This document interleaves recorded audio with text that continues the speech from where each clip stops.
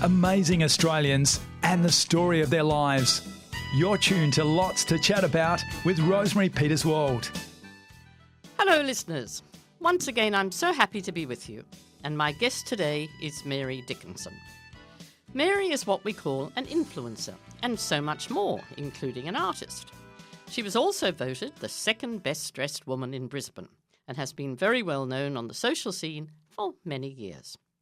So this morning I'm going to chat to Mary about growing up in Brisbane, how she became an influencer, fashion through the decades, sorting out our wardrobes, and what her staple garments are. We are also going to discuss the Brisbane social scene and the best places to dine and have fun. I know many of us don't get out and about much, but it's still fun hearing how the other half live. Welcome, Mary. Thank you, Rosemary. That was a lovely introduction. Well, it's well deserved. So we'll talk a little bit later about your life as an influencer because it's obviously the thing of the moment, isn't it? Well, it's a funny word, influencer, because I don't think I am. Although, let me just tell you, I was overseas a few years ago before COVID, and I was in this really groovy boutique, and I saw, those strap bags that go on bags, crossbody, and it had influencer written on it. And I was with a friend, and I said, oh, my God, I have to have that. Well, ask me how often I've worn it. Never. Oh. I couldn't wear it. I should give it to a proper influencer. Well, we'll get to that a little bit later. But first of all, I thought the listeners might be interested to hear a little bit about your early life. Mm-hmm. Now, you were born in London, so how did that come about? Oh, my father was a doctor and he specialised. He had to go to London in those days. You had to go if you wanted to be a specialist. He was an obstetrician gynaecologist. And so they went over and I just happened to be born there. But I don't remember it, of course, because we came out the same year I was born. That was 1949. All getting there. And you went to the one-teacher school at Ascot State School. Yes. Now, I know I actually went to a one-teacher school as well when we came to Australia, and there was certainly a lot in the bush. But in the middle of Brisbane at Ascot was probably an unusual. It really was. It was a model school within a good state school, and all the students used to come to see how a one-teacher school could operate. We had this amazing one teacher called Mr. Gordon, and he only took people every 2 years. So my sister went, but my brothers didn't. But I absolutely loved it. And, of course, when I left there after 5 years, it was just a room that was a bit separate to the rest of the school, but it was in the school grounds. But when I left there after 5 years, I was really bright because I'd been educated. Probably a few classes ahead of you too. Yeah, and more worldly. Yes. It was really good. It was quite different to the normal curriculum that schools had. And then you went to boarding school, which you loved. Apparently I was a bit naughty, but I really think in hindsight I was the oldest, so my parents probably couldn't control me enough. But it's probably not even that. They both went to boarding school themselves, and they believed in the fact that if you lived in a boarding school that you were really part of the school. So I went down to St Hilda's at the Gold Coast. Oh, of course. Sally Ann was there. Yes, that's right. Sally Ann Atkinson, who our listeners know know of very well. And then, of course, she's been on here a couple of times. Yeah. Now, I loathe boarding school, I have to admit. But I went for 5 years. But my sister went with me and she loved it. And she was terrific. So it's really just, I don't know why I didn't. Well, I loved it. I forgot to say goodbye to my parents. I was 10. Right. And I ran off up to dinner or whatever it was, the very first occasion. And the first thing that happened to me, I got into the dining room and I went to where I thought was my seat. Yes. And somebody was sitting, he had a name tag, and some girl was standing at the back of this chair. I said, look, excuse me, I think you're in my seat. And she turned around to me and she said, I can't see. Oh. And with that, she collapsed. She had a fit or something and fell on the ground because I thought she'd dropped dead. I thought I'd killed her, actually. Oh. But, of course, she was fine and she became a good friend. Oh, and she could see. Yeah. Yeah, she could see. But it was the first, my very first thing at boarding school. But my sister didn't like it either, so she came back to Brisbane and went to a local school. It suits some people and not others. But then from boarding school, you went on to become a kindergarten teacher. I did. That was so fabulous. In the late 60s, you could do just about anything you wanted. And I passed my senior, but it wasn't a fantastic score, but I didn't know what I really wanted to do. But I always loved children, Right. and I've always been a bit creative. And so I went to kindergarten college for 3 years. Where was that, Mary? At college? Kelvin Grove. Oh, right, Yeah. right. And loved it. Yes, and you said to me a little earlier on that even now some of your little students from that time come up, and as Mary said to me, looking down, Mary is reasonably tall, but as we all know, children of that age grew up or have grown up to be 6'2" or 3 or 4 or something like that. So, I loved the children. Yes. I loved the parents, the children, the life that we had. I also babysat a lot of them. I used to get 50 cents an hour. Right. And, of course, no one would do that for that now, would they? But I collected all this Yes. money and saved for a few years, and then I went overseas, yes, so you did. You as went, one did, you know. exactly, and Travelled. you worked in London. You worked near Harrods. Yeah. You had a job there, and then, of course, like a lot of us at that time, you had 2 jobs. You worked in the evenings as well, and did quite a bit of saving, I would imagine. Yes, and the first, I left here in summer at the end of January with an amazing suntan because I'd been at the beach, and arrived in London to snow, and I'd never seen snow in my life before. It was very exciting, and a friend met me, and I was staying with the girls that I knew, and they had, I say there were 5 of us in the flat. They only had 4 beds. Oh, right. So one of them used to work at night, so we would share the bed. Right. You know, so right. I'd sleep in that in the daytime. But it was in those days when you had to put coins in the water and you'd share the bath. And Of course. you probably yes. remember things like that. Well, I do. I certainly remember in New Guinea when living up there in the 60s, sharing, doing a bit of bed sharing with people that were coming and going because the accommodation was so incredibly scarce. But it's the forerunner to desk sharing, I suppose, now, isn't I it? suppose so. But, you know, we all survived, didn't we? Yes. You know, cold Yeah. baths, sharing baths or whatever. Exactly, that's right. Yes, actually, I must admit, I remember going at boarding school, calling out to my sister Viv to leave the bath in for me, and the nuns were absolutely horrified. But with 5 children, of course, we did do that, there's no doubt you did.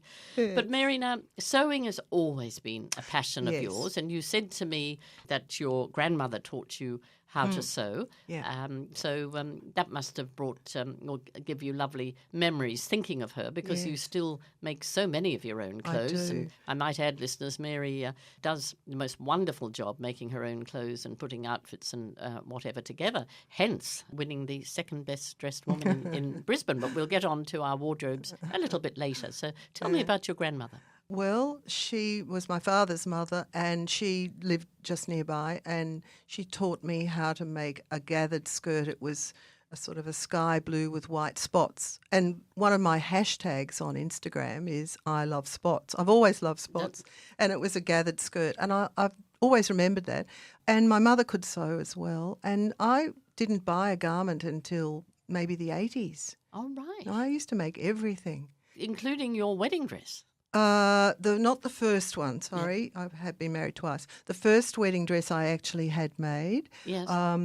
But the second one I did make. I whipped it up, that week. It was just a skirt and a silk blouse, and did my own flowers for my hair. That was fun.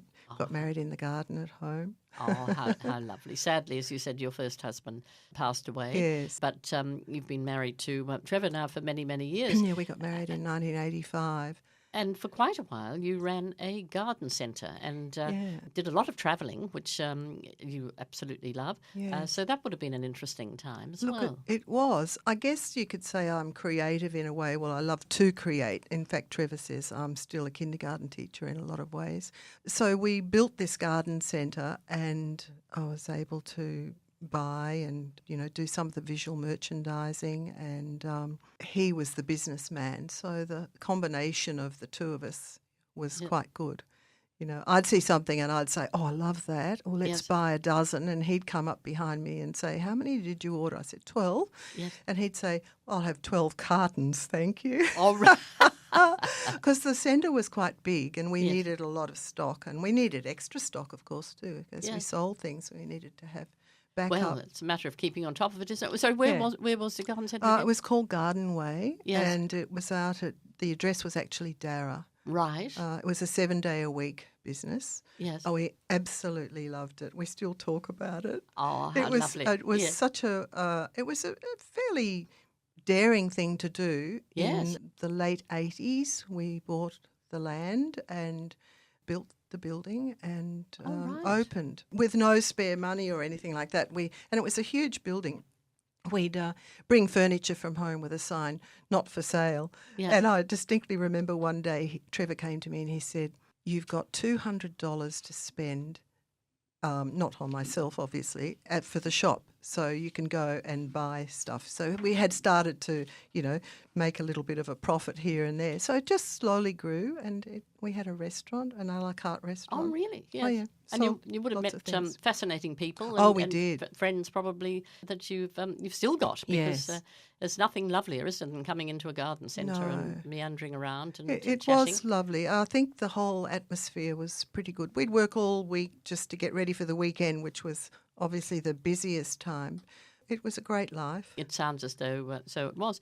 But at that time also, Mary, you were on a number, or it's probably getting on a little bit later now, but you were on a number of committees like the Endeavour Foundation, the Red and White Committee and the Choir of Hard Knocks. And Yes. as you said, you also work at Vinnie's. Yes, So that would have been interesting. There would have been a Yes. number of functions and whatever that would have need to be Yes. organised through those, I would think. Yes, we used to do the food ourselves, the Right. committee. Yeah. No caterers. It was, and I think we made more money that way. We'd all go home and make sandwiches or quiches or whatever it was for various things. But some of those things don't exist anymore. I don't think. I don't think the Endeavour does. No, Or right. Choir of Hard Knocks. I'm not sure. Yes. A lot of them, sadly, like the CWA. Well, I think CWA does go in most country areas. Oh, it does. And whatever. But a lot of the other voluntary committees and things like that have sadly fallen by the wayside. Yes. Yeah.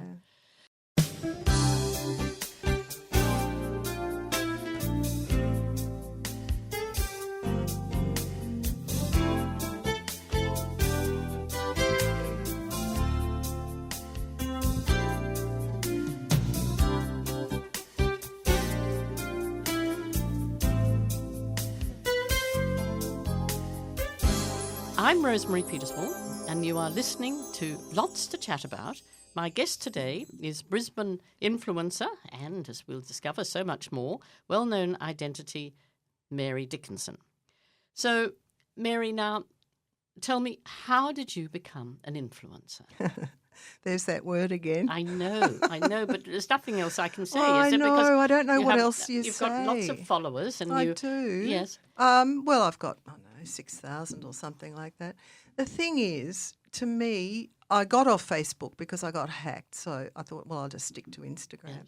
And Instagram is meant to be, instant stories or whatever. And you just put up photos of things you like and a few words, and hashtags are important. Yes. And it just slowly grew. And I quite like that. There I am again, the creative side of it, adding music to things. Like, for instance, last Saturday night I went to the Camerata concert, which, by the way, was amazing.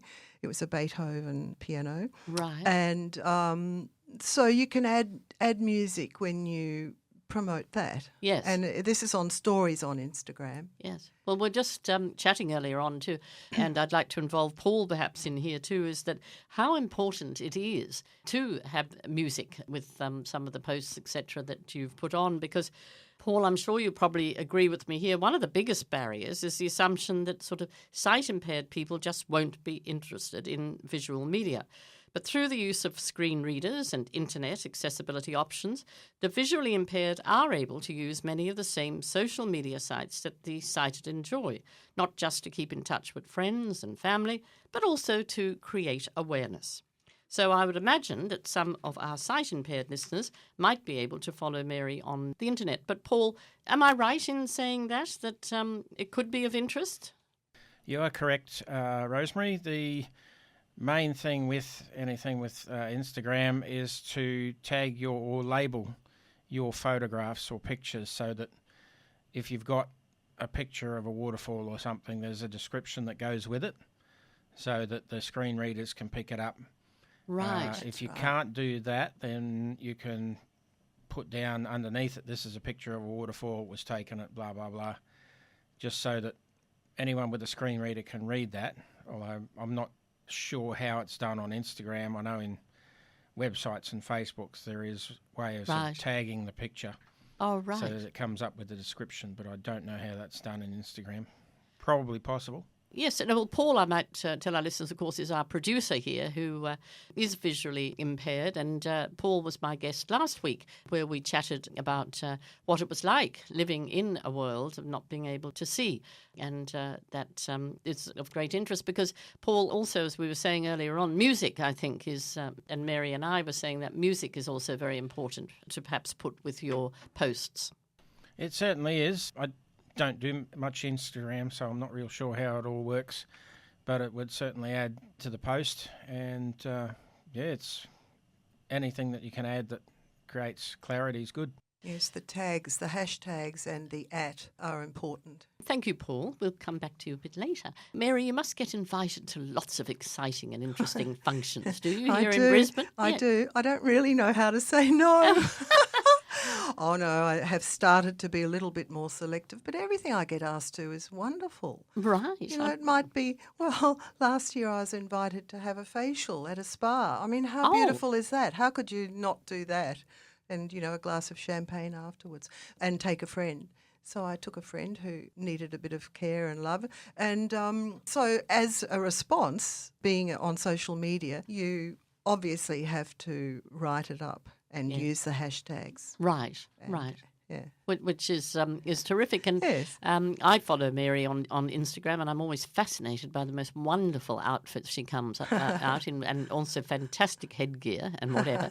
But she was telling me earlier on that she finds a lot of her clothes and whatever, either, as we know, she makes them herself, or you find them in op shops. Yes, I That's a do. whole fun thing to do, isn't it? Well, it is because, it's recycling, which is great, isn't it? Yes. It's more affordable and you can often find something a little bit different. But at the moment, I'm actually culling my wardrobe. I've got a pile of things that they go off to various charities. Like one of them is Labels on the Lawn at Hanworth House. That's Right. later in the year. Yes. Another one, if something's really good, I might say, I wouldn't mind getting a few dollars for that. You can take it to a second-hand shop that will sell it, or you just donate it Right. to right. an op shop. But it has to have a label on. And the trouble is with me, I've cut a few labels off because they tickle the back of your neck. Yes, So yes. I think, I don't like that. But the problem also is, and I was saying to Mary, I had this problem yesterday. I took a bag full of clothes into St Vinny's, but I came out with a bag and a pair of shoes and something else. It's probably much better if you get someone to pick it up so you're not tempted again. But And wear it a few times and donate it back. It's Yes. wonderful. But it's a matter, of knowing, as you do so well, how to put it all together, isn't it? Which is going to bring me now to our wardrobes, because I go into my wardrobe and I sort of take one look and I think, oh God, I need somebody like Trini London or Wouldn't whatever that it be is, fun? who's a big influence, to come and sort of say, out, boring, or whatever. So how do you organise it? I mean, do you sort of think ahead like... No, I don't. Like David Beckham? Yes, no, I was saying like David no, Beckham, yes, no. who has all his clothes laid out I so for the week admire ahead. that. Yeah. Yes, no, I'm not. But for instance, if there's a little bit of a theme, I'll go with the theme. Yes. Yeah. I don't mind a bit of fancy dress or something. Last year at the Melbourne Cup Day, I went to a function that was not really about horses. It was really for RSPCA. And so I made a headpiece to go with what I wore, and that was fun. That was me, with the glue gun again. And that was It's something terrific. a bit different. Yes, and as I say, a matter of putting it together. But you have the most wonderful array of glasses too. So that you seem to have a pair that goes with most outfits. So I thought that might be interesting too. You can't get those at op shops. No, you can't, sadly, because they're prescription and they're graduated, and I've got, one eye's a bit different to the other one, so it's a bit annoying. But no, and I never... Look, I don't throw much out. That's my problem. Yes. That's why the spare room next Yes. to our dressing room, it's got two wheelie racks in it, and Yes. one's, it's terrible to say, one's winter and one's summer. But I tend to wear the same things for a while. But, people say throw your clothes out or move them on anyway after a year, but I don't believe that, because I've got things that are... 30 years old that I can drag out, and if they fit me, I'll wear them. Exactly, and we're going to actually get on to that a little bit later about fashion through the decades. But so, Paul, tell me now, are you a David Beckham that has all your clothes on a rack for the week, and do you wake up and think, oh, I'm going to wear this today or that? Not really. Mine are in a drawer. I have shirts in a drawer. I have my cargo pant sort of things that I wear with the big pockets on the front. Yes. And I just pick one of those out for work, and all my home clothes are in another drawer. I do have formal gear if I'm going out to business attire type stuff, which is hanging up, but very rarely wear it. And if I can get away with not wearing it, I won't. Right. But it's just a matter of picking out. I think my wife does buy colour coordinated so that I can pick up anything and wear it with anything else. Oh, yes. That's clever. So that she doesn't have to mess me up with clothes then. A very, very good idea for that. I admire people who have a small wardrobe, and I know a girl who owns a boutique in Melbourne, and it's very upmarket. Really, her uniform is a white T-shirt and, black trousers. Yes. She always looks fabulous. Yes. I never look at her and think, oh, how boring, white T-shirt and black trousers. She just looks good. So why do we need all this stuff, really?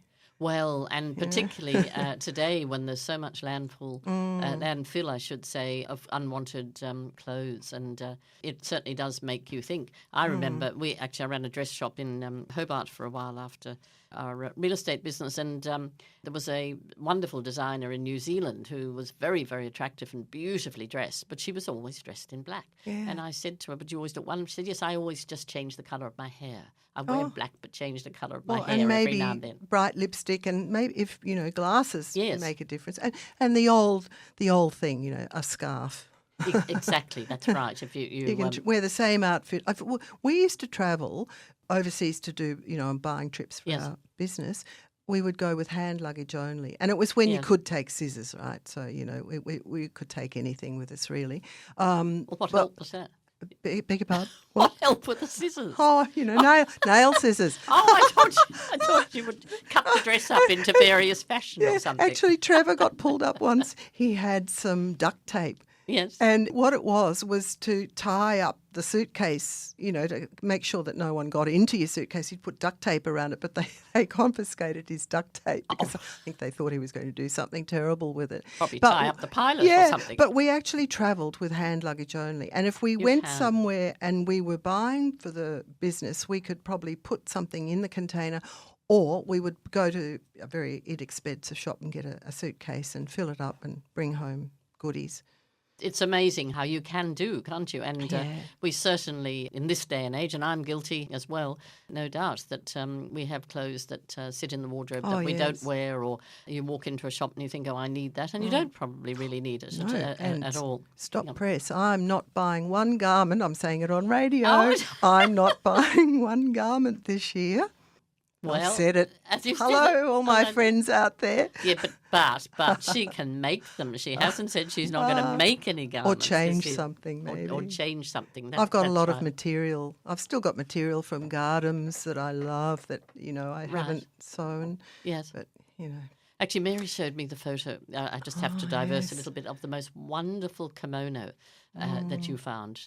Tell us where you found that. Well, we were on a road trip, which is what we do a lot of now, stay in our lovely Australia. And I was at the Elvis Presley exhibition in Ballarat, and I came out and Trevor wasn't there. And so I saw this sign saying vintage clothing sale. Went around the corner, went in, and it was the Ballarat Historical Society selling off excess clothes, right? So I tried a lot of things on. There was no one there. Yeah. I think it had just opened. It was on for 2 days. And as I was walking out, there was this big rack of black clothes, and I thought, I don't want black. I live in Brisbane. I've got heaps.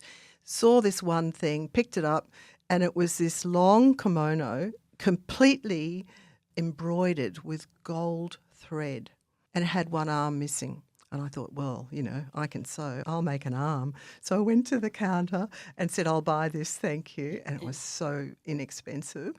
And the woman said, I think we've got that arm here somewhere. Oh, really? And she found it. And so I took it home and, fixed it up a bit and let the hem down further. And it is absolutely exquisite. To me, it's like museum quality. Oh, how wonderful. Maybe I'll leave it to a fashion museum. Maybe the Brisbane, the Museum of Brisbane might like it. It's really beautiful. It is stunning, absolutely. And you wore it to the opera. Yes. And I would imagine that it was a total hit, the opera. Well, it's a magnificent piece. Perfect for that sort of thing, Yeah. It's very elegant, and I think kimonos are timeless, actually. They are.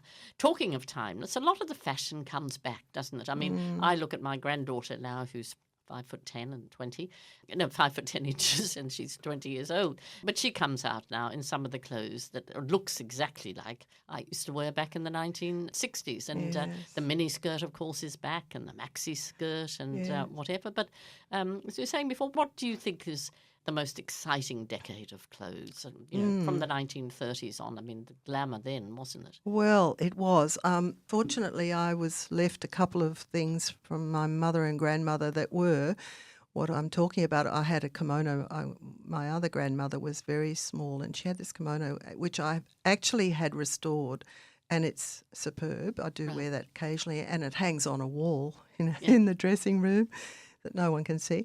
And I liked that era. I thought everybody got dressed up beautifully, and I'm a bit over the lycra. Everyone wears lycra. Everyone. It comes and goes in fashion, and I feel I wouldn't go to town in lycra, but people do. Exactly, but can you imagine back, well, I'm sounding very old, well I am, back in the 1960s getting on an aeroplane wearing your tights. No, or a sleeveless anything, Yeah. Singlets. Exactly, whatever. yeah. Times have changed. Yeah, I do like that.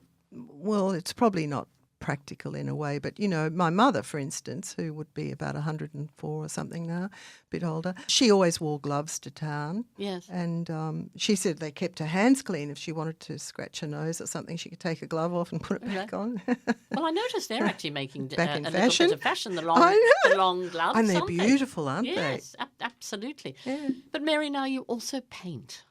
Well, because I've seen some of your wonderful paintings. It's almost as though if you see something that really grabs your attention, you can paint it. Is that right? Well, I started painting watercolours in 1987. I went to classes with Di Kelly, who was a watercolour teacher. Then I moved on to oils, and I had exhibitions in last century now. But what I do now, all my thank you letters are a watercolour painting. So, of course, you see it on social media. It looks much bigger and better, but it's just a little postcard-size painting. Last year I did a couple of special weekends down at the Tweed Gallery with Australia's well-known artists. Oh, lovely. That was oil painting. Yes. That was great. It's just something I like to do. And I don't think I'm any good, and I really don't. But, during COVID... I disagree. I think you're very good. Well, I enjoy it, and that's really what it's all about, isn't it? Just doing something you enjoy. But during COVID, I did 100 days of painting, painting every day. I'd get up in the morning and do watercolours.